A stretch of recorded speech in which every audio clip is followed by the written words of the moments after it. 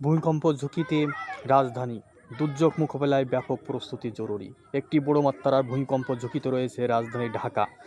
ভূতাত্ত্বিকরা আশঙ্কা করেছেন ৩০০ থেকে ৫০০ বছরের রিটার্ন পিরিয়ড বা ভূমিকম্পের চক্র পূর্ণ হয়। ঢাকা এখন ৭ থেকে ৭.৫ মাত্রার ভূমিকম্পের দোরগোড়ায় দাঁড়িয়ে আছে। গত বছরের ২১শে নভেম্বর নরসিংদীতে অনুভূত ৫.৭ মাত্রা ভূমিকম্প এবং এর পরবর্তী ছোট ছোট কম্পন আমাদের মাটির নিচে জমে থাকা বিশাল শক্তিরই জানান দিচ্ছে। সম্প্রতি ভেনেজুয়েলার ৭.২ মাত্রা ভূমিকম্প যে ধ্বংসযজ্ঞের চিত্র দেখিয়েছে ঢাকার জন্য, তা আরও বহুগুণ ভয়াবহ রূপ নিতে পারে। অপরিকল্পিত নগরায়ন, ত্রুটিপূর্ণ অবকাঠামো এবং দুর্যোগ পরবর্তী অপ্রতুল প্রস্তুতি ঢাকাকে এক সম্ভাব্য মৃত্যুপুরীর কিনারে এনে দাঁড় করিয়েছে। এই মহাসংকট মোকাবেলায় বিষয়টিকে এখনই সর্বোচ্চ অগ্রাধিকার দিয়ে প্রস্তুতি গ্রহণ না করলে ঢাকাবাসীর জন্য এক ভয়াবহ বিপর্যয় অপেক্ষা করছে। ভূমিকম্প এমন এক প্রাকৃতিক দুর্যোগ যা আগে থেকে অনুমান করা অসম্ভব, কিন্তু এর ক্ষয়ক্ষতি কমিয়ে আনার বিষয়টি পুরোপুরি মানুষের প্রস্তুতি ও ব্যাপক ব্যবস্থাপনার উপর নির্ভর করে।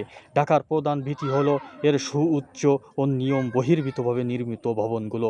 বিল্ডিং কোড অমান্য করে গড়ে ওঠা হাজার হাজার বহুতল ভবন ৭ মাত্রা কম্পন সহ্য করার ক্ষমতা রাখে না।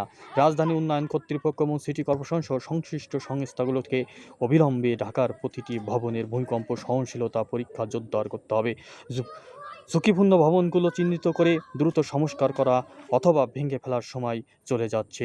নতুন যে কোনো অবকাঠামো নির্মাণে শতভাগ বিল্ডিং কোড অনুসরণ নিশ্চিত করতে হবে এবং এতে কোনো ধরনের শিথিলতা বা দুর্নীতিকে প্রশ্রয় দেওয়া চলবে না। শুধু অবকাঠামো সংস্কারই যথেষ্ট নয়, দুর্যোগ পরবর্তী উদ্ধার কাজের প্রস্তুতিও সমানভাবে গুরুত্বপূর্ণ।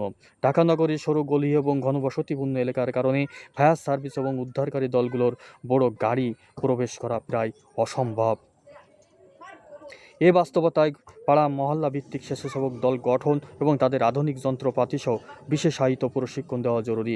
গ্যাস, বিদ্যুৎ ও পানির লাইনে স্বয়ংক্রিয় বন্ধ হওয়ার ব্যবস্থা স্থাপন করতে হবে, যাতে ভূমিকম্পের পরপরই শহরে অগ্নিকাণ্ড এবং অন্যান্য সেকেন্ডারি বিপর্যয় এড়ানো যায়। এছাড়া প্রতিটি ওয়ার্ডে পর্যাপ্ত খোলা জায়গা, মাঠ এবং জরুরি আশ্রয় কেন্দ্র তৈরি রাখা প্রয়োজন। আমাদের বড় ঘাটতি রয়েছে জনসচেতনতায়।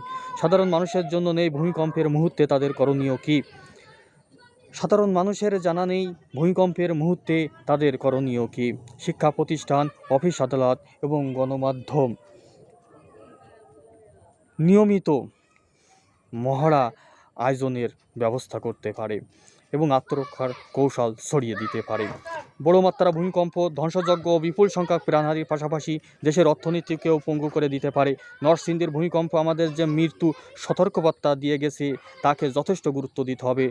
সব কিছু নিয়তির উপর ছেড়ে দিয়ে হাত গুটিয়ে বসে থাকার সুযোগ নেই। দুর্যোগের ক্ষয়ক্ষতি কমাতে রাষ্ট্র ও জনগণকে সমন্বিতভাবে যুদ্ধকালীন প্রস্তুতি গ্রহণ করতে হবে। এ ব্যাপারে অবিলম্বে কার্যকর পদক্ষেপ নেওয়ার জন্য আমাদের সকলকে উদ্যোগ নিতে হবে। তাহলে বিপর্যয় এড়ানো কিছুটা হলেও সম্ভব হবে। মহান আল্লাহ আমাদের হেফাজত করুন। আমিন।